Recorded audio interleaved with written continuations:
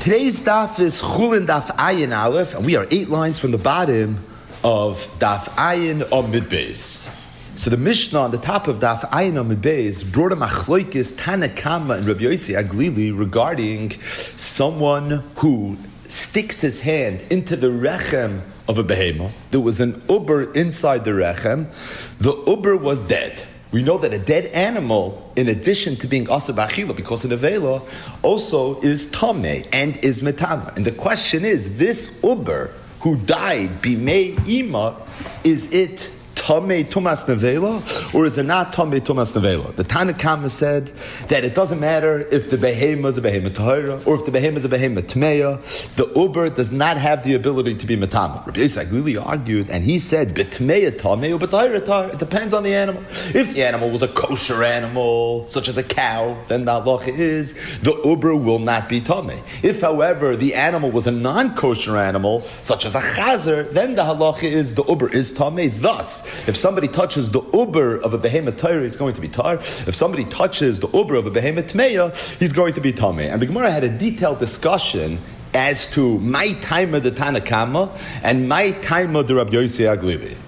Tanakama, said Rav Chizda, based his position primarily on a Kal V'Chomer. And the Kal V'Chomer is really the context of Perek Behema Makasha, which is why this Mishnah is mentioned right here in Perek Behema Makasha. And that is, the halacha is that if somebody shechts a behema, and we find that afterwards there was an uber inside the behema, so the shechita of the mother helps for the uber. So said Rav Chizda, Madoch, the shechita of the mother is ho'ila. It works to be matter the uber la'achila. Then certainly the halacha has to be that if the mother's tahar, it should work to be metaher the uber as well. If the mother could be matter the child ba'achila, then certainly the mother should have the ability to be metaher the child as well. Thus, even though the child is an avela, but the mother's not an avela, so the mother's tar. If the mother's tar, it should be metaher the uber. Said Rav Chizda, that only works with regards to a behemoth Torah, which, if you would shecht, would be tahar, and the vlad inside would be mutter b'achila as well. Thus, you have the building block to establish the kal v'chomer. But a behemoth tmei is never mutter b'achila anyways. So you can't say kal v'chomer ho'ila imer la'atira b'achila loy toyer loy l'toyer midei nevela. Says the Gemara, you have to add a second piece to the Tanakama, and that is a pasuk in Parsha Shmini Vayikra Perek Yud Aleph pasuk Lametes. It says v'chiyamus min behema, and then it says asher hi lochem la'achla hanegeh ben avlasi yidmad da'arif. A pasuk, what the pasuk saying is that if somebody touches a dead behema tahira, a behema asher hi lochem la'achla, a behema tahira, the halacha is he's going to be tamei tumas nevela. But stating that, the Gemara darshan v'chiyamus min behema is referring to behema tmeya. Asher hi lochem la'achla is referring to behema tahira. We have a hekesh between a behema tmeya and a behema tahira. Just like a behema tahira, the halacha is its uber is not tamei tumas nevela as long as it's bimei ima. So too the halacha is going to be with regards to behema tmeya. Either way, time of the Tanakama is based on two things. Number one, a kal v'chomer. Number two, a hekish, a pasuk tucked away in Parashat Shmini. My time with Rabbi Yossi Aglili. So Rabbi Yossi Aglili's sheet that the Gemara says not based on two things, but the maskana the Gemara came out is based on three things. Number one, Rabbi Yossi Aglili agrees with the kal v'chomer of Chizda, and that's where Rabbi Yossi Aglili holds ubetahira tahar, that behema tahira that has an uber that dies inside of it, if you touch the uber, you're going to be tar. And the reason is because kal v'chomer im ha'ila imer la'atira b'achila loy toyer loy l'toyer midei nevela. Now, obviously, Rabbi Yossi Aglili doesn't hold to the second part of the Tanakama. He doesn't hold to the hekish, because if he held to the hekish, then just like b'tahira tahar, b'tmeya would also be tar. Rabbi Yossi Aglili argues he holds b'tmeya tameh. How does he know b'tmeya tameh? So the Gemara said it's really based on two psukim. The first one is in Vayikra Perek Yud Aleph pasuk Chav Zayin, also in Parsha Shmini. The pasuk says v'chol hoilech al kappa b'chol achaya ha'ilechas al arba, which the Gemara darshan to mean hoilech al kappa is a behemoth tmeya. It's b'chol achaya. It's inside another chaya ha'ilechas al arba, which is also behemoth tmeya. Why is ilechas al arba a tameh? Because it means that it doesn't have split hooves. The point is a tmeya inside a tmeya is going to be tameh. The Gemara said that almost teaches me Shitas Rabbi Yossi Aglili. In fact, it teaches me every single behemoth tmeya inside a tmeya, with the exception of the chazer b'chazirta. How then does Rabbi Yossi Aglili put it all together? What's his makar that even the chazer inside the chazirta is going to be tamei? He learns it from a third drasha, and that is in Parshas Vayikra, in the context of the carbon oila v'yoyre, with Allah is that if somebody's tamei and he enters the Beis Hamikdash or he eats kachim, he has to bring a special carbon, and the Torah with it describes how he became tamei. And the Torah says that he came in contact with a behema tmeya. And the question is, why does it have to be a behema tmeya? It could have been a behema tahira as well. It's coming to teach me that there's some chiddush in behema tmeya that you don't have in behema tahira, and that's the uber inside the behema tmeya is tamei. The uber inside the behema tahira is not tahar, and that is again a makar that bitmeya tamei ubetayra tar. The Gemara said if you have the second pasuk, what do you need the first pasuk?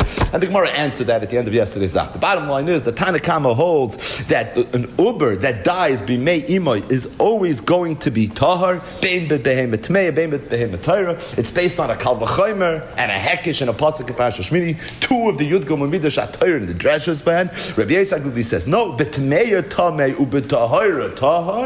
It's based on three things. Number one, the Kal V'Chomer. Number two, a pasuk in Parashas Shmini. Another pasuk in Parashas Vayikra. Either way, with that brief recap, Zok the Gemara Tanya. Omer Rabbi Yonason. Rabbi Yonason said, Namti loy ben Azai. I had the following conversation with Ben Azai. So every now and again, the Gemara takes us behind the scenes and gives us a little bit of insight to the exchange and how exactly the Tanaim conversed in learning. This is such an example. So Rabbi Yonason says that I was once talking and learning with Ben Azai, and I asked him the following question. I said, Lomadnu nivlas behema tahira shematama. There's a pasuk in the Torah that says clearly that the nevela of a behema tahira is tamei. What's the pasuk? It's one of the pasukim we mentioned this morning. V'chiyamus min behema asher hi lochem la'achla hanigeh b'nevlas yidma da'ar. We're talking about a behema tahira. It says clearly asher hi lochem la'achla, and it says if somebody touches nevela, he's going to be tamei ad ha'arif. Parashas Shmini, Perik Yid Aleph, pasuk lamates. We also know v'nivlas behema tmeya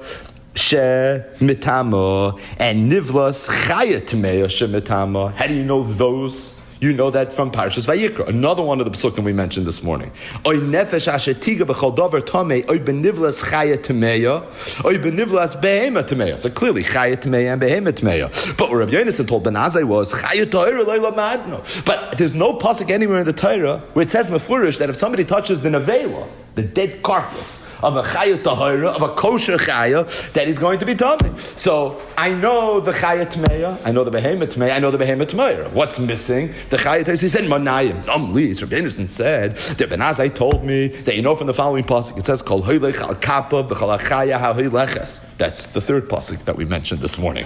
It says over there kol hoylech al kappa b'chol ha'chaya. And Ben Azai darshan b'chol ha'chaya, every single chaya.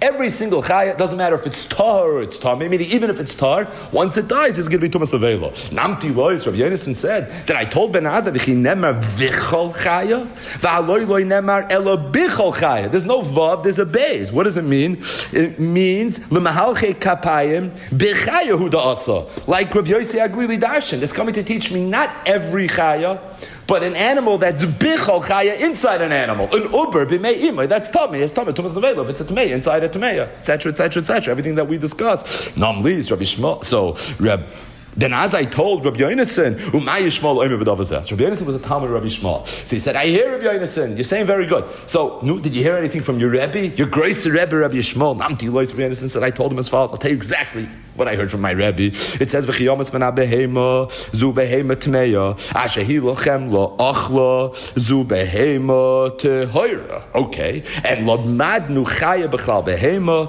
u behema b'chal chaya. It's true. You don't have a mefurish pasuk that tells me that a nevela of a chaya tehoira is going to be tamei. But you know what I do know? I do know that the nevela of a behema tehoira is going to have tumas nevela and chaya b'chal meheo. So wherever the Torah says the word behema, it can include chaya. So once I know behema Torah, I know chaya Torah as well. And by the way, wherever it says chaya, it includes behema as well. Lo madnu chaya b'chal behema, behema b'chal chaya. But as it relates to answering this question, once I know behema Torah, I know chaya Torah as well. And he continued. Did Rabbi Yonason saying what he heard from his Rebbe, Rabbi Yishmael. Chaya Tahira B'chal Behema Tahira. Chaya Tameya B'chal Behema Tameya. Behema Tameya B'chal Chaya Tameya. Behema Tahira B'chal Chaya Tahira. The bottom line, it doesn't matter. Tame, Tahir, Tame. Chaya is always B'chal Behema. Behema is always B'chal Tahir. Therefore, if I know Behema Tahira has Tumas Nevela, I know Chaya Tahira is going to have Tumas Nevela as well. Says the Gemara. Rabbi Yonason is recounting. He said, after I told this to Ben Azai, you know, Ben Azai told me, Chavala Ben Azai, Shalei Shemish is Rabbi Yishmael. He says, wow, I didn't realize how Gavaldig Rabbi Yishmael is. Wow, he could say such a drasha. Rabbi Yishmael is the Mara, the Shmaitza when it comes to old drashas. But Rabbi Yishmael, he said, I didn't realize. And it's such a chaval. Had I known, I would have been Mishamish Rabbi Yishmael. I would have spent more time going to Shiurim, hearing from him, learning from him, because I realized how much I could have learned from Rabbi Yishmael just from the way he so beautifully explained the Makar, how you know that the Nevela of the Chaya Tahira is also going to be Tommy. We'll get back to this one. It says the Gemara, it sounds like from the way Rabbi Yonason said over in the name of Rabbi Yishmael that everything he mentioned had implications la halacha. Meaning, Chaya Tahira is b'chal behema tahira, nafkamina la halacha. Chaya Tmei b'chal behema tmeya, and nafkamina la halacha. Behema Tmei b'chal Chaya Tmei, nafkamina la halacha, and a behema tahira b'chal Chaya tahira. Again, a nafkamina la halacha. So says the Gemara, what are all these nafkaminas la halacha? Chaya b'chal behema minol. First of all, how do you know Chaya is b'chal behema? T'chsiv zoyis abeh mashe toichlu shor sek savim v'goymer ayot zvi achmer. Torah talks about the kosher animals. Remember in Parashas Re'eh, the Torah lists 10 kosher animals. It starts with Zoysa Behema, and then it mentions 3 Behemas and 7 Chayas. So it's talking about Behemas. Why you mention Chayas? Oh, Chay must be B'chal Behema. Okay, it's a Chay B'chal Behema. Behema B'chal Chay. How do you know Behemas B'chal B'chal? So this is a pasuk in Parashas Shmini. Again, where the Torah talks about the kosher animals. And then the Torah mentions the simonim of the kosher animals. And it says, Zoysa Chay asher toichel michol Behema asher al ha'aretz kol mafreses parasa. It starts off Zoysa Chaya, and then it talks about the simonim of a kosher behema. Okay, it said behema b'chal chaya. So it must be behema b'chal chaya. So you know chay b'chal behema, behema b'chal chaya. And it doesn't matter tomei tahar. And we said there must be nafkaminas la'alacha in all these different examples. What are those nafkaminas? That's going to take us to the Mishnah. Chaya tahir b'chal behema tahir. What's the nafkamina that a chaya tahir is included in behema tahir? The simonim. The Torah mentions the simonim of behema tahir. The Torah doesn't mention the simonim of the chaya tahir. What are the simanim of Chaya Torah? You know how you know if a behema is a behema Torah. My friend says Paris and Malas Geir. How do you know if a Chaya is a Chaya Torah? Oh, Chaya is B'chal behema. So whatever a kosher simon is for a behema Torah, that's going to be the kosher simon for the Chaya Torah as well.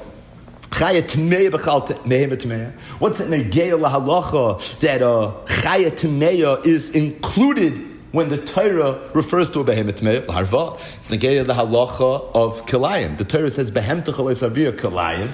And it's important to know that that's not only behema; it's going to be chay as well, chaya tmeya even. Says the Gemara, behema tmeya b'chal chaya tmeya. Where's an ageya that when the Torah says chaya and referring to a chaya tmeya, it can mean behema tmeya as well. Look at the Rebbe, the Tanya. We learned to the Bryce Rebbe says ekra ni chaya behema lama nemra. So he's referring back to the pasuk in Parashas Vayikra. This is a little bit tricky. So again, the pasuk that talked about the carbon oil of a yored. It said oy nefesh asher tiga b'chol dover tameh, oy benivlas chaya tmeya, oy benivlas behema tmeya, oy benivlas sheretz tameh. V'nela mimenu v'utameh v'yashen. That's again Parashas Vayikra, the parish of carbon oil of a yored. Specifically, the Tumas Mikdash V'Kodesh. Rabbi was bothered with a kasha that once it says Chaya in that pasuk, that if somebody touches a Chaya Tameya, he becomes Tameh, and the laws of Tumas Mikdash V'Kodesh apply. Why did Torah have to mention Behema?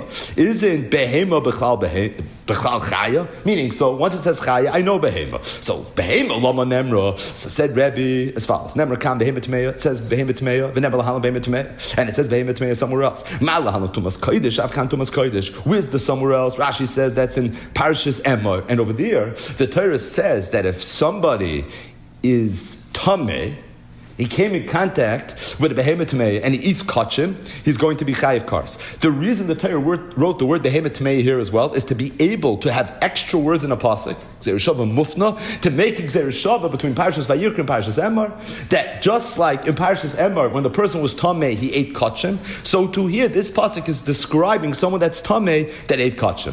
What's the explanation in this Gemara? Because the truth is, as much as this pasuk we keep on saying Vayikra Perek pasuk Beis is referring to someone that's tameh and he was guilty of Tumas Mikdash V'Kodesh, it actually doesn't say anywhere in the Torah anything about Tumas Mikdash V'Kodesh. Read the pasuk. It doesn't matter how the tumah happened. V'nela mimenu v'hu tameh v'ashen. What was the avera? It sounds like maybe that varies, he became Tameh. It doesn't mention Tumas Mikdash V'Kadosh. How do you know it's talking about Tumas Mikdash V'Kadosh? The Rebbe said it's only because of the Gzeir Shav.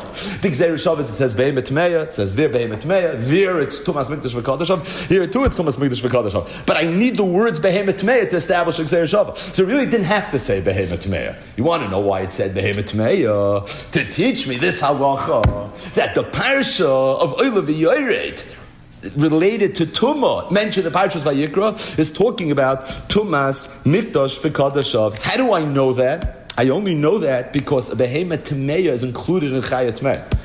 This is a little counterintuitive. If Behemet Tmeya was not included in Chaya Tmeya, then the words Behemet Tmeya wouldn't be extra. I wouldn't know this halacha that the Oil of Yered is only Negei Tumas Mikdash V'Kadashav. So you want to know the Main Nafkamina Behemet B'Chal Chaya? It's Negei Oil of Yered Tumas Mikdash V'Kadashav. Huh? Yeah, because being that Behemet is B'Chal Tmeya, so the words Behemet Tmeya are extra to teach me the Gzeir Shav, and that's how I know how to understand this pasuk. Parashas Vayikra, Gevaldik. Either way, says the Gemara Behemet Tmeya B'Chal Chaya. What's that Negei? Where's the Negeya that a behemoth Torah is included in Chayat Torah? The Yetzirah. The time we learned to the Mishnah, Peles min behema. The context over there is a woman that has a baby. She's a yoledes. She's tamei. Psukim in the beginning of Parshas Tazria. Zachar Nekeva 33:66. Yimei Toma Yimei Taira. What happens if a woman miscarries? So depending on the stage of the fetus at the time of the miscarriage, that would determine whether it be tumah or there wouldn't be tumah. The context over there is a woman miscarried a child and clearly was in its early stages, and the child, the uber, had the tsura of a behema or a chaya or an oif. That wasn't a behema, chaya, or oif, but it had the tsura of a behema, chaya, or oif. So it says the Mishnah, Mapelas, a woman that miscarries, min behema, chaya, oif, beit mein, bein tahirim, im zachar, teshet l'zachar, nekevet teshet l'zachar. That the halacha is you treat it as if it was a regular child. Zachar, you're going to follow the laws of Tumah V'Tayra of a Zachar. Nekeva, you're going to follow the laws of Tumah V'Tayra of a Nekeva. Any Yodua, that's how you don't know if it was a Zachar or Nekeva. So then the halacha is Teshet L'Zachar Ula Nekeva Divi Rab Meir. The Chachamim say Kol She'enim Etzuras Adam Ein Evlad. If it doesn't have Etzuras Adam, it's not considered a Vlad. Now what's Pshat in Rab Meir? Pshat in Rab Meir is that the Tzura of a Chaya is also considered a Tzura. Because the Pasuk says Vayitzar Hashem Elokim Eno Adam Kol chayas hasad. Okay, that's good for tzuras chaya. What about tzuras behema? The teretz is behema is b'chal chaya. So you want to know where it's negeya that a behema Torah is b'chal chaya tahira? It's negeya that when the Torah says vayitza Hashem Elokim eno adama kol chayas hasad, Parshas Vayikra, it didn't only mean chaya. It says chaya. Yeah, but behema is b'chal chaya meant behema as well. What's the nafkamina la'alacha? How to understand the pasuk in the beginning of Parshas Bereshis? It talks about the sod of the bria, but what does it have to do with halacha? No, it has a big nafkamina halacha. Rab Meir Shita, that a woman that miscarries a child that looks like a chaya, because the Torah used the word vayitzer to describe a chaya, it therefore triggers the laws of Tumah V'Tahira. The same is going to be true by Behema. I had never said Vayitzer by Behema. It said Vayitzer by Chaya, and Behema is Bechlal Chaya. Either way, so we had the Nafkamina La'alacha for all the four examples of Chay Bechlal Behema, Behema Bechlal Chaya. Doesn't matter if it's a Tmeya and a Tmeya, or if it's a Tahira or a Tahira. Either way, so we had a Machloikis, the Tanakama, and Rabbi Yosei Haglili. Tanakama said that Behema Shemeis Uber B'Toich Meyer, Bein Tmeya, Bein Torah Tar. Rabbi Yosei Haglili said B'Tmeya Tamei Uber Tahira Tar. Rabbi Yosei Haglili based his position specifically that B'Tmeya Tamei on Rav Chizda's Kal V'Chaimer, a drasha in a pasuk in Parashas Shmini, and then a drasha in a pasuk in Parashas Vayikra, in the Parasha of Karban Oila V'Yoyre. It says the Gemara Ula Rabbanon, according to the Rabbanon, who argue with Rabbi Yosei Haglili, also known as the Tanakama in our Mishnah, Daf Ayin Amud Beis, Haikra Lamali. What do they do with the pasuk in Parashas Vayikra? How are they going to dash in the pasuk in Parashas Vayikra, which seem to tell me that the halacha is that a Tmeya, Besoich Tmeya is going to be Tamei? Where did you see that in the pasuk? Because the Torah emphasized that in the case of Tumas Mikdash V'Kadosh, of the person that became Tamei by coming in contact with a Davar Tamei. Why does he have to come in contact with a Davar Tamei? He can come in contact with a Davar Tahar as well. We just said that even a Davar Tahar Even a behemoth Torah, a chaya Torah, once it dies, it's metama. So why the pasuk emphasized that? Must be there's a time where a behemoth tmeya could be metama tumas nevela, and a behemoth Torah cannot be metama tumas nevela. What's that case? The uber. So how did the Rabbanan answer? The Rabbanan hold that the uber, even of a behemoth tmeya, is going to be tar. So the Gemara says, "Cool, look at the Rebbe who the us." So that whole drush is coming for Rebbe. Which Rebbe? So at the end of yesterday's daf, we said we're going to wait for today. We got it. So what it means is this Rebbe that said that the reason the Torah mentioned the word behemoth tmeya is to establish the Gzeir Shava between Behemoth Tmei and Parshas Vayikra, Behemoth Tmei and Parshas Emor, so that I know how to understand that parsha. The point is that really the Torah could have mentioned Behemoth Torah, but had it said Behemoth Torah, I want that Gzeir Shava. So the Torah had to mention Behemoth Tmei. Why then did the Torah mention Chaya Tmei? Could it not have said Chaya Tahira? So Rashi asks the Kasha, Rashi gives an answer. Either way, excel. So just before we go weiter, one ha'ara, and that is, so the Gemara mentioned an exchange between Rabbi Yonasan and Ben Azai, where they were discussing what's the makar that the nevel of a chaya tahira is tameh, that there's Thomas nevel. Torah says it befurish by a behemoth Torah. It says it befurish by a behemoth tmei and a chaya tmei. But Torah never said it by a chaya tahira. Ben Azai apparently didn't know, and Rabbi Yonasan said, "I'll tell you what I heard from my Rebbe, Rabbi Yishmael." And the Gemara concludes a b'losh and Azai Amali Chaval el Ben Azai Shloishimish is Rabbi Yishmael. If you take a look at Rashi, Rashi says, "What's the Chaval al Ben Azai Shaloi Shimesh Rabbi Yishmael?" Says Rashi that Ben Azai, where is it? Zok Rashi, Hefsid v'chavala hi ba'olam. Talmud vosik kamoisi, ani Ben Azai Shaloi Shimashli is Rabbi Yishmael.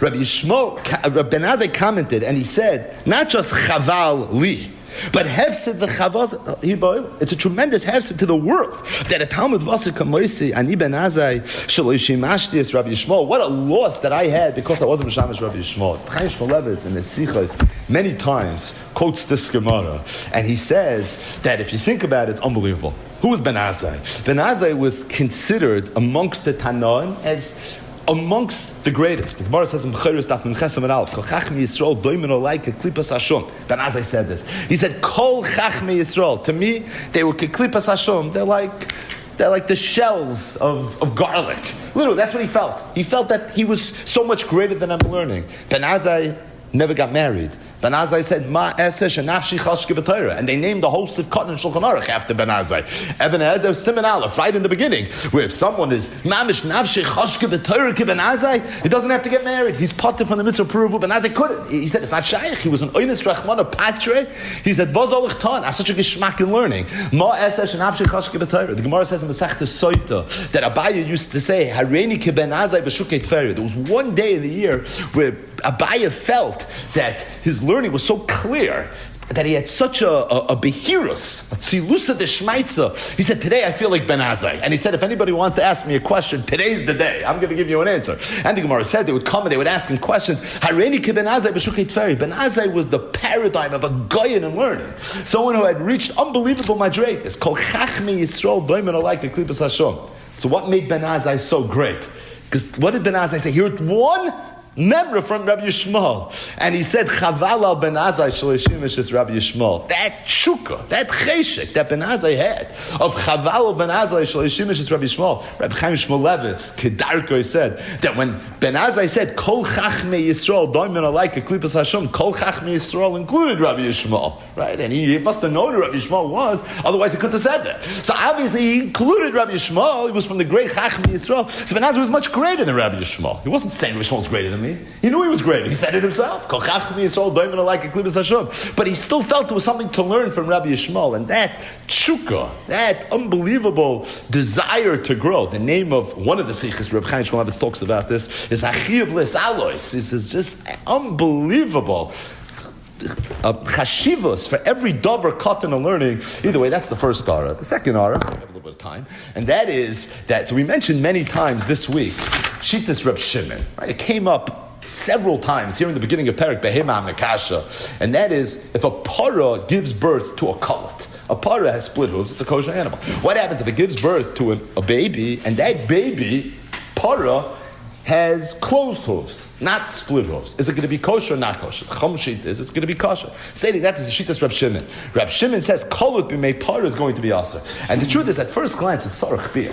Right? Why should it be aser? At the end of the day, its mother is a parah. If its mother is a parah, it's a kosher animal. So if it's a kosher animal, why just because it was born with hooves that are not split should it be tameh?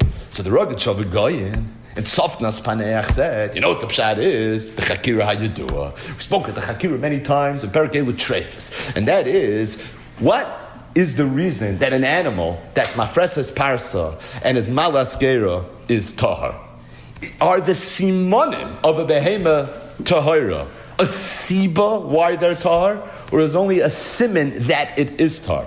Meaning, is there something intrinsic about having split hooves and being malaskera that in the oilamos somehow makes the animal kosher?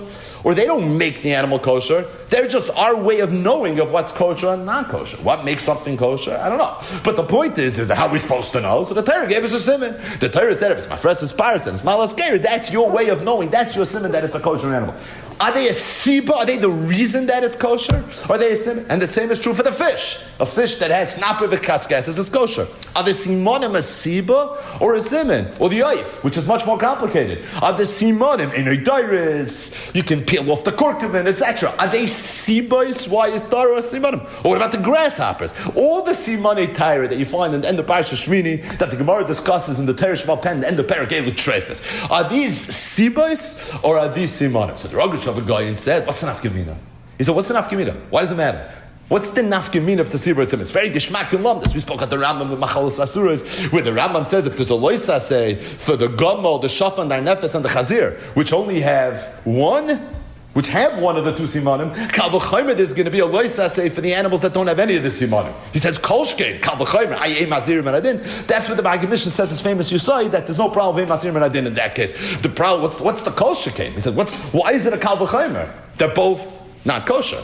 So he said, if the simanim are a siba, that means it's actually possible to be a little bit kosher. Right? Could you be a little kosher? Is it possible something to be a shtickle kosher? Right? I don't mean bal nefesh yachmer. Could it be a shtickle kosher? Is that even a possibility? The answer is, it's totally in this lumdus. If the simanim are a siba, then maybe yeah. So I have one of the two sibos. I don't have both sibos. If they're a siman, then either you have the siman or you don't have the siman. I have half the siman. At the end of the day, I'm the same not kosher as if I wouldn't have any of the siman. The Rambam seemed to establish a kolshke. In the Rambam's kolshke, just spun a little bit differently, the Rambam seems to be saying that an animal that has no kosher simanim is less kosher than the chazer is not the most, even though it's the paradigm of the non-kosher animal, it's actually not the most unkosher animal. Because a chazer has one of the two simanim. So the chazer, the gomel, the shafin, and the nefes are a shtickle not kosher. I mean, at the end of the day, you can't eat it, and there's malchus, etc. But at the end of the day, it's only a shtickle not kosher. Koshke is something that's not, but that's all in the world of lumdis. That's all geshmat. But halacha l'maisa, doesn't matter if it's a siba or if it's a siman, said the Rogash of a Goyin, I'll tell you the nafkamina. What happens if a kosher animal that's mafresas parsa, it's malaskera, gives birth to an animal that's kolut, that's not mafresas parsa? Will that baby now be kosher or not kosher? If the simonim are a siba, so said the tzofnas paneach, chayr doesn't have the siman. If it doesn't have the siman, it's good. But if the simanim are a siman, that means the simanim are just our way of knowing what's a kosher animal. What's a kosher species? We know the par is a kosher animal. Why? Because the par is mafresas parsa, malaskeir. Punkt. I just found a favor from a para that's kolot. It's very nice, but it doesn't change what I know about the min para. So at the end of the day, if the par is a kosher animal, it's going to be kosher. Said the Rogash of a Goyin that this sheet is Reb Shimon who holds kolet b'mei para is going to be tameh. You know what the pshat is? Because he held that the simanim are a siba. I mean that the simanim are a siba, that's why it's going to be tameh. If the simanim are a siman, that doesn't make sense. At the end of the day, we know it's kosher. Para is a kosher animal. Punkt that doesn't have split hooves, but that's only if the split hooves is a punkt. But if it's the siba, it's the reason why it's tar, then kamuvan said the Rogash of a guy, a kolet b'mei para is going to be tameh. We mentioned last week that the Rogash of said that there's a chilik siba simin between an animal and between a knife. Why? By an animal, the Torah mentions the simani Torah. By a knife, the Torah doesn't mention the simani Torah. The Torah says you're allowed to eat a tzipa, and then the Torah mentions 24, example 20, 21, 22, 24, 26, right? All the cheshbonos of pashtus. It's 24 birds that you're not allowed to eat. And we learned similar to the Nasha, but the Torah never mentioned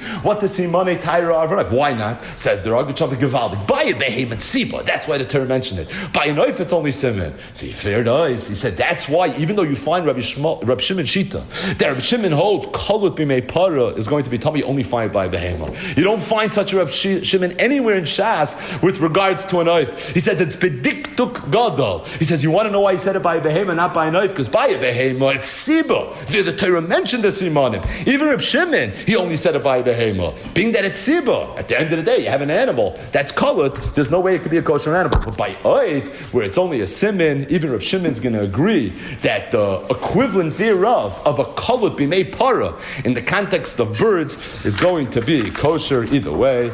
Zok the Mishnah Vayter. So again, we're going me'inyan le'inyan ba'oise inyan here in Perik Behema Makasha, discussing different halachas of a behema with an uber. We saw it in the context of shchita, in the context of bechar, in the context of Tum and Avela, and now we're going to digress even further and discuss it in the context of human beings, a human fetus. Sagt the Mishnah, a woman who had a Vlad that died inside her womb, and the midwife stuck her hand inside the womb of the mother, and touched the child. The halach is achayet me'ah tumas shiva. She's tummy tumas meis, because at the end of the day, this uber is considered a life.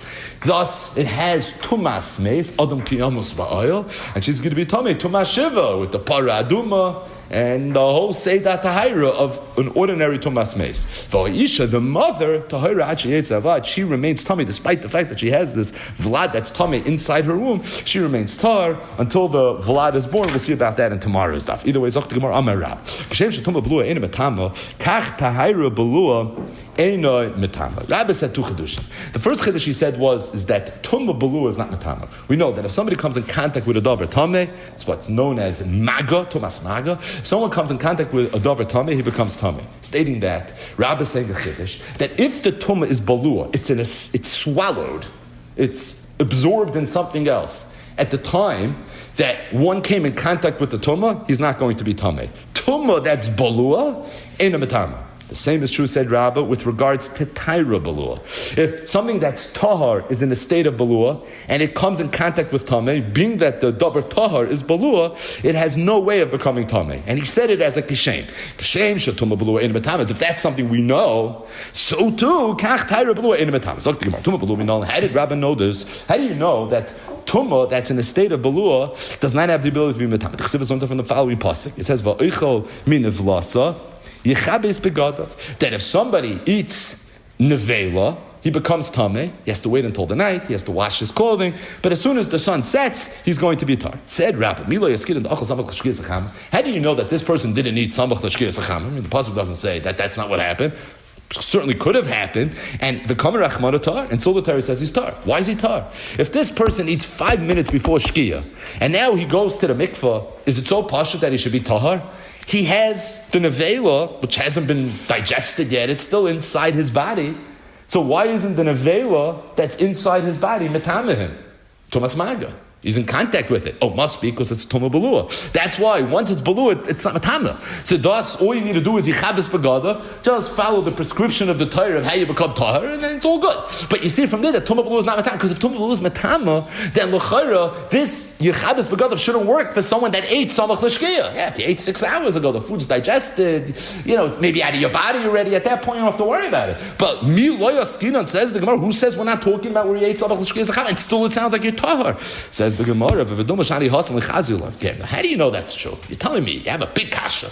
If somebody eats samach l'shkiyas lachama, he should be tameh. I'll tell you the answer. The answer is very simple, because there's a rule that the only time nevela is metama is if it's roy lachilas ger. The Torah says, what do you do with the nevela? So one place it says you give it to the ger, another place it says you give it to a dog. But the points we learn from here, one mandamer anyways, it has to be roy lachilas ger. And if it's not roy lachilas ger, it's not metama. Also, it's very good. This is not roy lachilas ger. Once you swallow food, Even a ger is not going to eat it. So the Gemara says, as in a ger toisham, that says that it doesn't have to be roy lachilas ger in order to be metama, but rather it has to be roy lachilas kelev. So now already you're tiny good, because it is roy lachilas kelev. A dog would eat it. A dog would eat digested food. So being that a dog would eat it, it's technically in a state where it could be metama. Freiksta kasha, why then is it not metama? Milo yoskino, and that it was sabach l'shkir zacham. The most teretz must be that it's tuma b'lu. So the kasha is, but according to Marpada, who holds that tuma chamur as it relates to tumas adam, it has to be roy lachilas ger. Once it's not roy lachilas ger, even if it is roy lachilas kelev, the halach is it's not metamo. Mishum delay chazi legerhu. Maybe the reason it's not metamo is not because it's tuma b'lu, but rather because it's chazi leger. So the Gemara says, "Nehidle chazi b'fanav, shaloi b'fanav mizicha." It's not true. Who said that because the person swallowed the food that it's not roy leger? Now it's true. If he sees you spit the food up, he probably won't eat it. But at the same time, maybe if you put it on a plate, you blindfolded him and put a gun to it. No, I mean, you did it in a way where he doesn't realize what he's eating, then at that point, l'chura, he would eat it. What's the point? The point is once a person digests food, even shaloi b'fanav, it's not roy lachilas ger. But maybe the case is where the person ate it a second before. He literally just put it in his mouth. He swallowed it, and he has to cough it up. And then maybe somebody would eat it, as long as he's not looking at it, and he doesn't see where it came from, there's a good chance he would eat it. Meaning, milo yaskina, that's, how do you know that's not what the Torah is? The Torah said any time a person eats nevelo during the day, meaning before shkia, then the sun sets, as long as he went yichabes begadav, it's going to be fine. Even if he ate it a second earlier, or a minute earlier, it's possible that it's still roy lachilas ger in that short period of time.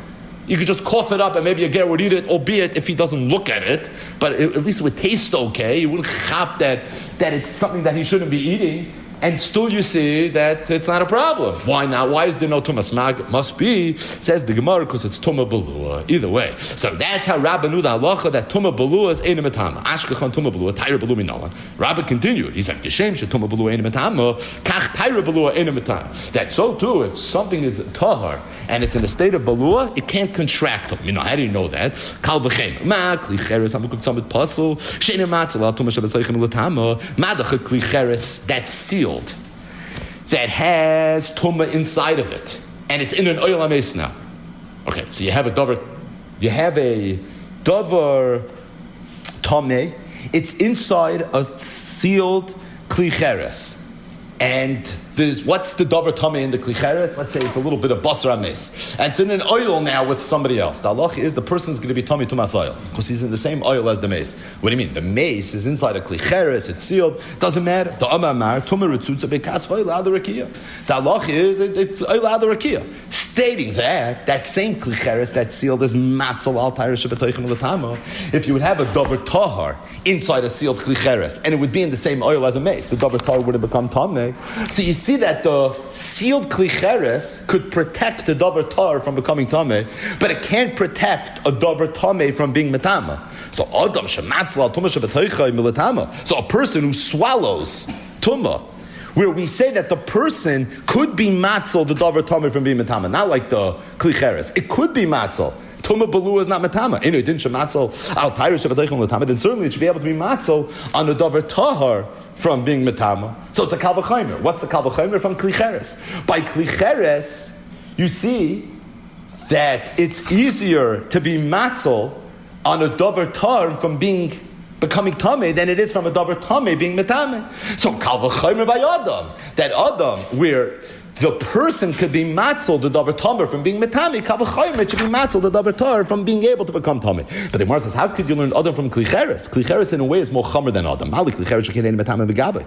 Kli cheres doesn't have an ability to be metame from the outside. One of the chidushim of the kli cheres is kol asher b'soicha yitma. Only what falls inside the walls of the kli cheres becomes tameh. But anything that touches the outside doesn't. By an adam, it's not that way. So you see that adam is more chamer. So just because a kli cheres sealed protects a davar tar from becoming tameh doesn't mean an adam could protect a davar tar from becoming tameh. But the Gemara says, we're not talking about migabe. This whole conversation is not about being metama from the outside. We're discussing mitaychai, a person who swallowed a davar tar, a person who swallowed a davar tameh, a kli cheres that has a davar tar or a davar tamei sealed inside of it. And when you're dealing with mitoichai, it's adarab. It's just the opposite. Klicheres chomer. Klicheres is more chomer. Shechem metame me'aviroi. Because you see, a klicheres can be metaver even if something's in the aver of the klicheres that you don't have by an adam. Adam would have to at least eat it or swallow it. But the point is if that's the case, so kal v'chomer from klicheres. I know that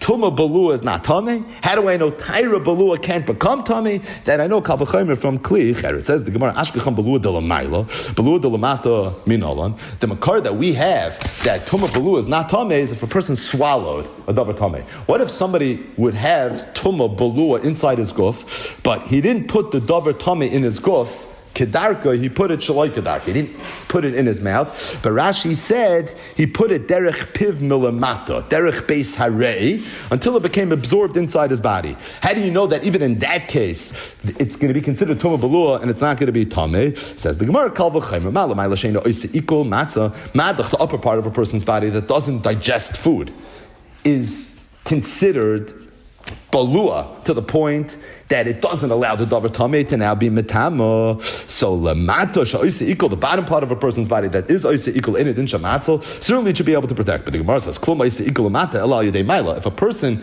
puts something in his base harei, nothing is going to be digested. Even if the digestion takes part in the lower part of a person's body, but at the same time, it's only if it goes in derech maila. So what does that mean if you put it in shaloi kedarka? That would somehow be more of a svara that it should be tumah balua because it's oisa equal. If you do it that way, it's not oisa equal. The Gemara says afilu hachi equal to l'mayta rav. It's true, but at the end of the day, the lower part of the body, the Gemara understood is where the equal takes place, and as a result, it's more mistaber that you should have the halach of tumah balua if the balia is in the base harei of the person than if it came in through his mouth. Says the Gemara, ashkecham balua the adam, balua the behemoth. Okay, so we found the makar now that you have the halach of tumah balua by an adam.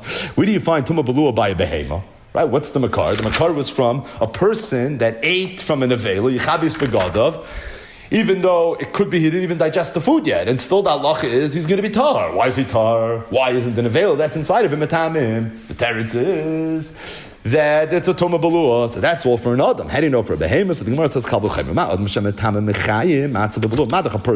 who has a chumrah in hilchas tumah, a person while he's alive could become tameh. Of course, but a behemoth that can never become tameh while it's alive. When it dies, then it's tumas nevel. But while it's alive, it's not tameh. It's a madach adam that's more chamer in the laws of tumah.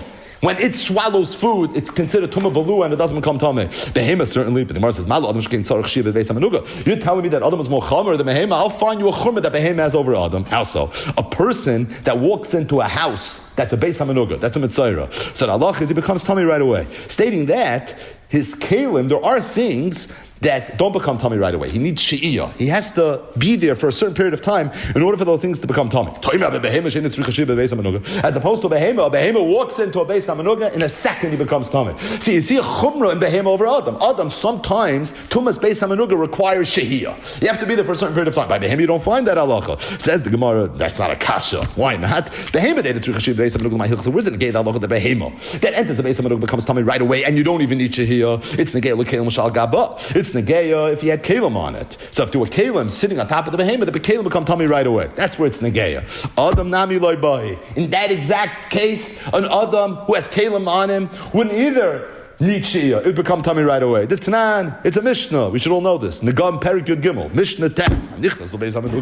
Say if somebody enters a Beis Hamanuga and he had kalim on his shoulders, and he was holding shoes, he was holding rings. He and the things he's holding on his shoulders, everything is tummy right away. Says the Gemara, if however if he was wearing his clothing, v'sandal b'raglav, and his shoes were on his feet, v'tabois of betzpai, and his rings were on his fingers, he becomes tamei right away, v'hein tahirin, and they're tar achi yisha b'kdei achilas pras, until he waits. How long does he have to wait? The amount of time it takes to eat a pras, which is a half a loaf of bread, pas chitin, bread made out of wheat, v'loi pas sayr, not made out of barley, meisav oichav lifton, also sitting down b'haseva, shainahai, but the point with a dip, but the point is that this chumrah that ostensibly we found by behema, beis hamanuga is not a chumrah, because what's the chumrah? That miyad, if a behema has kelim atabel, if it becomes tummy by adam, it also becomes tummy miyad. The only time you need shia by an adam is if he's wearing it, which by behema is not negay anyways. But the point is that you don't have any chumrah in behema over adam, you have a chumrah of adam over behema. So if there's a kula of tuma balua when it comes to adam, certainly there's going to be a kula when it comes to behema as well. Either way, the Gemara is going to pick up on this note in tomorrow's daf. But just to recap what we just said, and that is there's a chiddush of tuma balua. This was Rabbi's chiddush. And kashem shetuma balua in matama, kach taira balua in matama. How do you know tuma balua? It's learned out from tumas nevela. The Torah says if you eat nevela, all you have to do is toivel yichabes begadim and you're done. What make it tasty? What if a person ate the nevela right before shkia? Maybe you should have to wait till he digests the food, goes to the bathroom, the food's not in his body anymore. So you see that once it's balua, at that point it doesn't bother me. Okay, that's how you know tuma balua is not matama. How do you know taira balua is ain't a matar? So one says that I know from a kal v'chaymer. Because from klicheres I see that it's easier to protect from becoming tameh than it is to protect tumah from being matama. So if tumah balua is not matama, then taira balua certainly doesn't become tameh. Okay, so now I know Tuma Balua, Taira Balua as it relates to an Adam. How about with regards to a Behema? Kal v'chaymer. Adam is more chomer in the laws of Tuma than Behema is. How so? Because Adam could become Tuma even while it's alive. Behema can't become Tuma while it's alive. So if you have Tuma Balua by an Adam, certainly you're going to have the Kula of Tuma Balua as it relates to a Behema excel. So just to end with a little bit of raid. So really the theme of Perik Behema Makasha started with the laws of Shechita. We all learn in Masechtas Chulin. And it spoke about a behema, hamakasha leiled, and there's an uber inside. You shechted the mother. What's the halacha with regards to the uber? We then digressed to a behema that's makasha leiled, about to give birth to its first child, different laws of Bechayra. Then we discussed the behema that had a fetus inside of it, where the fetus died. Now we're discussing an isha that has a fetus inside of it that just died. And the Gemara is going to continue, Be'ez Hashem, through the end of the week and into next week, discussing different halachas. I just think it's kedai to speak about something that, although it's not mamish the sugya that we're learning, but just to go with the theme of the Gemara, digressing from our digression, and that is me'inyan le'inyan ba'isa inyan. Whether an uber is considered a life as it relates to, is it okay to sometimes kill Rahman al-Itzlan, an uber or not, also known as abortion. So abortion in halacha, how exactly is that viewed? And really, the shaila begins with a Mishnah, Mesechtes Nida, Daf Mem Gimel Lamed Beis. The Mishnah over there says as follows: Tinoik ben Yom Echad, when a child is born, even if it's only 1 day old, there's a whole Shulchan Aruch, Metame beziva, umetame benegoim, umetame betame meis, v'zoykek liyibum, upoitem en ayibum, umeichel betruma, upoisel es atruma, v'noichel umanchel. A lot of lumdisha halachas. V'hahargei chayiv. If somebody kills this Tinoik ben Yom Echad, he's going to be chayav misa. V'areu la'aviv u'le'ima u'lechol kroivav kechasin shalem. Tosfos throughout Shas is medayik in the Mishnah that it sounds like the only time someone's chayav misa for killing a child is if he's a tinoik, albeit a yom echad. But let's say he's not a tinoik yom echad. Let's say he was an uber. It sounds like there would be no problem. What does the Mishnah say? A tinoik ben yom echad. This halacha, that halacha, metam meziva, metam benagam, leichel manchel yavamis. And if somebody kills him, chayev, he's going to be chayev. Why only if he's a tinik ben yom echad? It sounds like, says Tosfos, that if it'd be an uber, there would be no halacha. Tosfos asks a kasha from a Gemara Masechta Sanhedrin Daf Nun Zayin Amud Beis. The Gemara over there says, Ashkach Rabbi Yaakov bar Acha davakosiv b'sefer Agadah to the Beirav. So Rabbi Yaakov bar Acha found this pamphlet, this sefer. It was called Agadah to the Beirav, and he found the following halachas: Ben Noach nereg b'dayin echad. We know that a person, a yid, is not chayiv misas bezdin unless a bezdin shall chav gimel, a sanhedri ketana paskin that this person's chayiv misa, stating that a ben noyach who's chayiv misas bezdin for violating one of the shiva mitzvahs bnei noyach, a dayin echad can already kill him. Ube'ed echad, you don't even need to aid him. V'shaloi basra, he doesn't need hasra. Mi ish v'loi mi pi isha v'afilu mishum Rabbi Yishmael amru. Another thing that it said in this sefer Agadah to Beirav, it said in the name of Rabbi Yishmael afala ubra, that even if a ben noyach kills an uber, he's going to be chayiv misas bez. Says Tosfos that I have a Mishnah over here, Masechtas Nida Daf Mem Dalet and Aleph, which seems to be meduyik that only a tinoik ben yom echad hahargei chayiv. But for an uber, you're not going to be chayiv. I have a Gemara Masechtas Sanhedrin Daf Nun Zayin Amud Beis that says Mishum Rabbi Yishmael amru u ben noyach is nerag afal ha'ubar. one of the Sheva Mitzvahs B'nai Noach is Shvichas Damim. And if a Ben Noach kills an Uber, he's going to be Chayev Misas Bezdin. Says Tosfos, so at first glance, it seems that a Ben Noach is more Chomer than a Yid. A Yid is only Chayev Misa if he kills a Tinoik Ben Yoim Echad, whereas a Ben Noach is Chayev even if he kills an Uber. But Frek Tosfos is Gewalt. How could that be? We know that throughout Shas, the Gemara says, Mi'ika Midi, is it possible to have something that the Yisrael Shari Ula'ivik Echav Maser? We know that's not possible. The Yid's status is always more Chomer than the guy's. So if a guy is Chayev Misa for killing an Uber, Mishum Rabbi Shmuel Amru Afalu Barim, how is it possible, Frek Tosfos, that the Mishnah says that only a Tinok Ben Yoim Echad Ahar Goy Chayev, which clearly implies that for an Uber, there's not going to be a Chayev Misas Bezdin. Tosfos in Mesechtes Chulin, Daf Lamed Gimel Amid Aleph, asks this kasha, and Tosfos says a one-line answer. So how does it reconcile with the rule of Mi'ika Midi? Says Tosfos, Nehida Potter.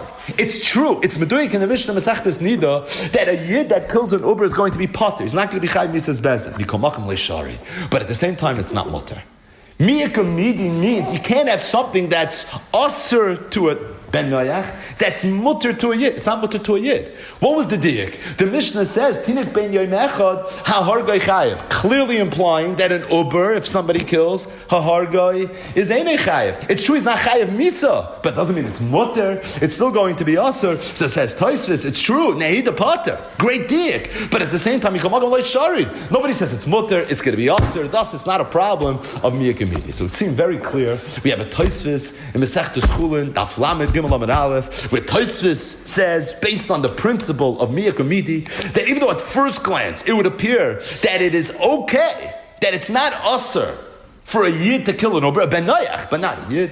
But says Tais can't be, because there's a rule of Miyak immediately Yisrael, Shari, Levi, Kechav, and Maser. So it must be that although from the Mishnah you see that a person is not Chayev Misa for killing an Uber, but at the same time there is no question that it's going to be awesome. The truth is, it's Mefurish in the Rambam. The Rambam in Hilchas Reitzeach, Shmiras HaNefesh, Perek Aleph, Halacha Tes, says as follows. The Rambam is discussing the laws of Roidev. So if Reuven is trying to kill Shimon, Shimon's allowed to turn around and kill Reuven. In fact, anybody's allowed to kill Reuven. Anybody's allowed to kill. Says the Rambam, it's based on this. I'm going to tell you another halacha. Shehu shehi mekasha leiled. So not a behema mekasha leiled, but ubra shehi mekasha leiled. This is a woman who is in labor. She's about to have a baby, and the doctors realize that this is going to be very challenging labor, and if she follows through with it, there's a chance that she's going to die. It's okay to cut and to kill the uber b'meyel, bein besam, bein biyad, and the reason is because if the uber is threatening the life of the mother, we look at the uber as being a raidif. And if the Uber is a roidif, then it's like any other roidif you're allowed to kill. Stating that, says the Rambam, and this is the punchline that we need. But once the head of the Uber emerges from the mother, why the head? That's the Mishnah of because when the head emerges, it's considered kiyalud. At that point, you're not allowed to touch the Uber. And even if the Uber is still threatening the life of the mother, it doesn't matter. Because at this point, my chazis, how do you know that the Uber is threatening the mother's life more than the mother's threatening the Uber's life? V'zet tivay shalaylam. It's not clear what the Rambam means when he says that. But v'zet tivay shalaylam, I'm b'kasa Mishnah. But at this point, says the Rambam, once the baby's born, now it's a whole different story. Now it's my chazas. Now you don't look at the Uber being a roidif to the mother any more than the mother being a roidif to. So again, there's a lot in this Rambam. But the point, says the Rambam, is that if a woman is mekasha leiled, she didn't give birth yet. This is a very challenging pregnancy, a very challenging labor. At that point, says the Rambam, if the doctors say that they believe that the Uber is threatening the life of the mother, you're allowed to kill the Uber. Mutar lachlecha Uber b'meyeh, bein besam, bein biyad, mepnei shu keroidef acharei laharga. But mishahitzi roishay ein noyabay, shein doichen nefesh mepnei nefesh. So it's clear in the Rambam that once the mother gives birth, of course you're not allowed to touch the baby. It's considered kiyala, but when it's inside the womb of the mother, so then you're allowed to. But why are you allowed to? Why are you allowed to? Only because we look at it as a raidif. Look at it as a raidif. Maybe you're allowed to because you're allowed to. Why should it be Aser? Isn't that the dik in the Mishnah, Nida Daf Mandalim and Aleph, where the Mishnah says that V'hargei Chayiv, that's only a Tinik Ben Yomechad. It's Mavur in the Rambam. That the Rambam held that even an Uber is considered a Nefesh. It's just that it's not the same as once it's born, and we look at it therefore as being a Roidev, and thus the halach is you're allowed to kill it the way same as you're always allowed to kill a Roidev. But it's not Ashtikal Torah. Ashtikal Torah from Roidev. But without the piece of Roidev, you wouldn't be allowed to kill the Uber. It would be us. Why is it us? Teretz is like Tosfos. That even though Nehida Potter, it's true, it's clear. The Mishnah Nehida says you're not chayiv until it's a tinik ben yamecha. But at the same time, it's going to be asa. The Chavis Yair, in one of his most famous tshuvas, it's in Simel Lamed Aleph, was asked a shaila by a shayil. The story was as follows: There was a Eshes Ish, a married woman that was mezana. And after this nus nischarta, she had terrible charata. V'nosna koila bebechi, and she cried gam yoim gam laila al titni puga bas eina. She didn't stop crying, not during the day, not at night. Rakoyrida kinachal dima, very poetic. Her tears were streaming literally like a nachal. Vehiticha roisha bekoisel, and she literally was banging her head against the wall. Ad ki zoiv dava mi roisha, to the point where not only were tears flowing from her eyes, but blood was flowing from her forehead. She told her husband what happened. She even sat down with a chacham so that he should work out tshuva for her. She said, whatever you tell me to, doesn't matter what it is, I'm prepared to do it. What happened afterwards? A little time passed, and she realized that she might be pregnant. Because from the time that this happened, Vesta, she stopped having a vest, which used to come very timely. And then she realized she had a much bigger problem. So she went to the Chacham. Is it okay for her to swallow something? To kill the child that's inside of her? This Rav got this shayla. He sent it to the Chavis Yar, the Poisek Adar, ubikashta daiti mizeh. Says the Chavis Yar. First of all, you give a very nice preface to this story. There's a woman that's pregnant, she wants to abort the child. And the preface is that she was an Eshes Ish that was Mezana. He says, I don't know what that has to do with the Shaila. He says, nothing to do with anything. It doesn't matter if she's an Eshes Ish that's Mezana, or if she's a Pnuya, or if this was something that happened with her husband. It's irrelevant. At the end of the day, the Shaila is the Shaila.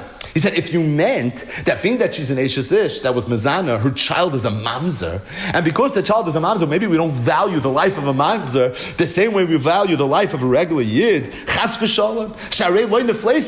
And he says, I'm sure the Shayil, I'm sure you know this. The din Mamzer l'chol dover kedin Yisrael kasher. V'royis li'ay dayan hagadol b'chutz la'aretz. A mamzer could be the greatest dayan chutz la'aretz. Raksha also love it, but kabbalah Sanhedrin. You just can't come to the Sanhedrin. That when it comes to being paida, pidyon shvuyim, mamzer talmud chacham, everyone knows this, is koydem l'koyin gadol ha'ma'aretz. Mamzer that's a Talmud Chacham is more chashav than the Kohen Gadol if he's an Am Haaretz. Rak, he says the only time you find something about a Mamzer is that the Maril writes she'em evaction all of Rachamim, that when it comes to a bris milah of a Mamzer you don't say Kayim Esayel Adazeh Love Evulim. That you don't say. You don't say Kayim Esayel Adazeh because we don't want to be marba. Either way, that's the only thing you find anywhere. And then he quotes Rabbeinu Tam and Gittin Daf Memal. Very, very small nafkaminas that relates to a mamzer. So he says, I'm not sure why you needed this whole story. Says the Chavis Yar stating that the shayla is a shayla, and we have to sit down and we have to work it out. So he said like this. My first glance was really, you want to know, is killing a uber, is that considered shvichas damim, or is it not shvichas damim? So he says, this was my first glance. I thought maybe we should take a look and ask ourselves, is it 40 days from when she became pregnant or not? Because the Gemara says in Mesechtes Nida Daf Lamed and in Kritzas Daf Zayin that the first 40 days a fetus is treated as maya ba'alma. So if it's not really considered a human life yet, then maybe at that point it's going to be okay. He said another thought I had was that maybe it depends on which trimester we're in. The first trimester, it's like hooker or uber. You can't really tell that the woman is pregnant. So maybe during the first trimester it's less chamer, but once we get into the second and the third trimester, I think at that point it should be more chamer. But says the Chavis Yar, these are all nice svaras, but mikamakam ein zeh mevukshenu ladun midas noita v'svaras hakeres. Translation, Svaras HaKeres. We know what a keres is. We just learned Daily Dreyfus. Boich Svaras. It's all very nice, but at the end of the day, these are stomach Svaras, right? These are rumen Svaras. These are Boich Svaras. This is not what we're going to do. Rak Alpidin Torah. We have to go through this Alpidin Torah. So as it relates to Alpidin Torah, comes again to Chavis Yar, and he wrote a tshuva, and he came out at the end, Va'amnam, the Perik Beis Chulin, Daf Lamed Gimel Kasva Taisis Bepshitos, Ami Yekamidi, Va'avagav the Menach Nereg, Al Ubrim Yisrael in Ner, Nehida Potter, Mikal Makam Shari. And then he quotes another time, but the bottom line is that he said that it's Asr, and he based it primarily on the Taisis that we spoke out, Taisis Lamed Gimel Lamed Aleph. Then he gets involved in the Hitzah Zera Levatola component, because if you're going to abort the child, it's going to come out of Mafreya, that for sure there's an Hitzah Zera Levatola issue. He discusses that in the Tshuva as well. Either way, a classic, famous, from the most famous Tshuvas in Chavis Yar, it's in Shalos Tshuvas Chavis Yar, Simin Lamed Aleph. Yaakov Emden, in Shelas Yavitz, Tshuva Mem Gimel, brings this Tshuva from the Chavis Yar. And he begins as follows. He says that Chavis Yar told the Shoyl, he said, I don't know why it was negeya for you to tell me the whole background, the whole history of the story. Right? It wasn't necessary. Like, what's the point? Why does it matter if she was an Ish that was Mizana, or this is any woman that wants to abort the child? Says Rabbi Yaakov Emden that I think Chavis Yar made a choice. I think he didn't really understand the Shaila. And in fact, to me, the idea that she was an Ish that was Mizana makes a tremendous difference as it relates to the tshuva. Yaakov Emden says, Sheilas Chacham is Chatzi Tshuva. And I says that I think that in the Shaila, lick that shtickle from the Tshuva. And that is as follows. He says it's Pasha, you're not allowed to abort the child. Taisus Chulin Daf Lamed Gimel, and he repeats a lot of the lumdus that the Chavis Yar spoke out as Tshuva. It's Pasha, it's not even a question. He said, but this was a very unique case. This was a woman that was an Eishes Ish that was Mazana. What would have happened if this Eishes Ish would have been Mazana in the times of the Beis HaMikdash? If there were Edom and Asra, she would have been Chayiv Misas Bezdin. Not only would she have been Chayiv Misas Bezdin, they would have killed her and the child. Why? What did the child do? Maybe wait until the child is born. So there's something called Inui Hadin. You don't allow someone to be on death row, for 10 years. Not what we do. We try to kill the person immediately. And we're not going to even wait 6 months for her to give birth to a child before we kill her. So they would have killed it, so the first Gemara, together with her child. Chazal say that even though today there's no Beis HaMikdash and we don't have Misas Bezdin, but din arba Misas Bezdin like Batla. Misha Chayiv Skila, Misha Chayiv Sayiv, Misha Chayiv Sreif, and Gemara, many places in Shas. That means the concept of arba Misas Bezdin still applies Bizman Hazeh. If that's the case, said Rabbi Yaakov Emden a Chiddush Noira. And incidentally, this is one of the most famous Tshuvas in Shelos Yavitz as well. And that is, if not the most famous, that it's being that Bizman Shebeis HaMikdash Chaim, this woman would have been Chayiv Misas Bezdin, we look at her as being Chayiv Misas Bezdin today. If she's Chayiv Misas Bezdin, because Din Arba Misas Bezdin like Batnu, she's a Gavra Ketala. She's a Gavra Ketala, there's no Chayiv Misa for someone that kills a Gavra Ketala. If you kill a Gavra Ketala, you're not doing anything wrong. And if that's the case, says Rabbi Yaakov Emden, there's no Shvichas Damim. Ordinarily, the Shvichas Damim. But this Uber is Chayav Misas Bezdin. Because Bizman Shebeis HaMikdash Chaim, they would have killed the mother together with the Uber. And even though there's no Beis HaMikdash, but Din Arba Misas Bezdin like but, well, that's a big leap. But that's what Rabbi Yaakov Emden says. So if that's the case, and this is even a bigger leap, we look at the mother and the Uber as if they're Gavrois, Ketolos, they're Chayav Misa, they're dead people walking. And if that's the case, there's no Chayav Misa. So if someone would kill them, they wouldn't be Chayav. Then who adin? If they kill themselves, they shouldn't be Chayav either. And says Rabbi Yaakov Emden, Va'adarabba, Nirish es Chusula. I think it's a chus for her to take her own life, and maybe the life of her child as well. There are many stories in Shas and Medrash that would seem to support that.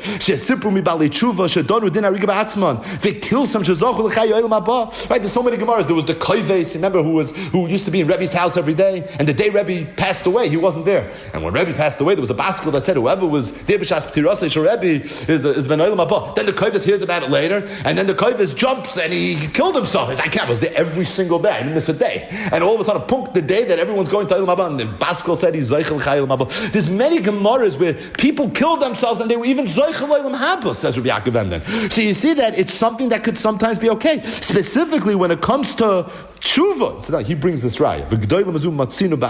Ashkafte the Rebbe Bahu Koivis. But either way, so he says it's poshit to him that not only is it okay, it could be it's even a good thing. What's the Seif Dover at the end of the tshuva? Here's the final analysis of Rabbi Yaakov Emden. V'im kein lidvarenu, vadei ba'alma. You're not allowed to kill a child. An uber. But as it relates to this married woman that was mezana, I'm telling you what I think, and that is that it's mutter. And it could be it's even a good thing. The loy kamash because of harav, b'tshuvas are now referring to the chavis yor. The loy nochis leflugi bein eishes l'shlikshera. I disagree. I think there's a very tremendous difference. Kach nirulani as daiti and shoymim lekoten abol lechavis daiti yavitz. He said this halacha l'maisa. This wasn't just a tshuva.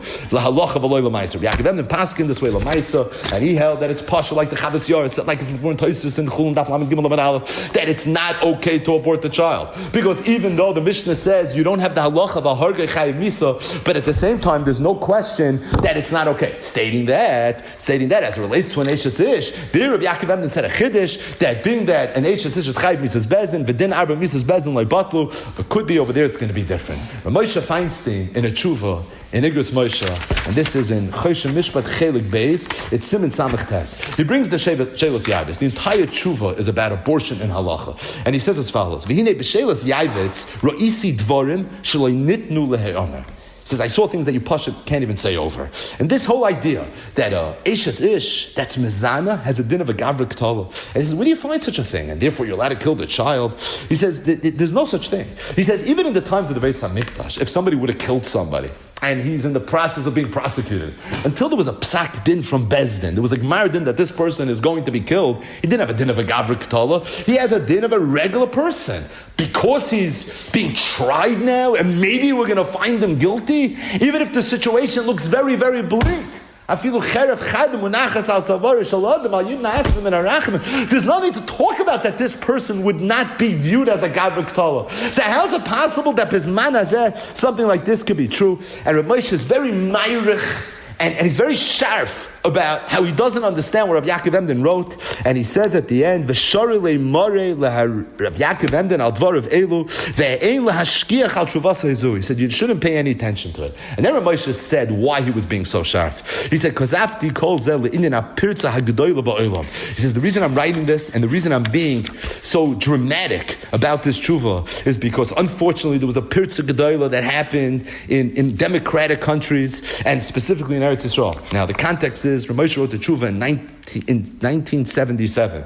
We know that in 1973, the Supreme Court issued one of its most famous and controversial decisions, and that is they legalized abortion in the United States of America, Roe versus Wade. So in 1970, it was a big tumult, and there was a pirza gedola that Rav Moshe felt that we need to plug, we need to stop, because once it became okay, and it became something that was discussed, Yeshai Rimkach, says Rav Moshe, now I need to speak sharf. And even though Rabbi Yaakov Emden said it, and he was a gadol olam, but at the same time, Rav Moshe felt because he was worried in the context of the times, the 1970s, when this was an issue that was tumbling very, very seriously. We have to come down very, very seriously. And then Rav Moshe said that the truth is that another reason that I'm writing this tshuva, and I'm saying it as dramatically as I am, and you have to see it inside to realize the drama, is because I saw another tshuva from another gadol b'Yisrael, another posek, where he said even a bigger chiddush than Rabbi Yaakov Emden. And that gadol is the Tzitz Eliezer, Rabbi Yehuda Eliezer Waldenberg. It was in a tshuva that he wrote to the head, the chief medical officer of Shari Tzedek Hospital in Yerushalayim. It's a tremendous chiddush. We're going to have to wait for tomorrow's daf to hear the chiddush. Additionally, we're going to have to wait for tomorrow's daf to understand. So what's going on here? If somebody aborts a child, says Tosfos, it's not shvichas damim, because that's the Mishnah Masechtas Nida. But at the same time, it's aser. Is it aser mid'oraisa? Is it aser mid'rabanan? Does it fall into the halacha of shvichas damim that it's yaharugu val yavar? Is it at least abuzurayu the shvichas damim? Is it like sirtzach? Does it fall under the Ten Commandments? There's a lot to talk about. Hashem will pick up part 2 in tomorrow's stuff.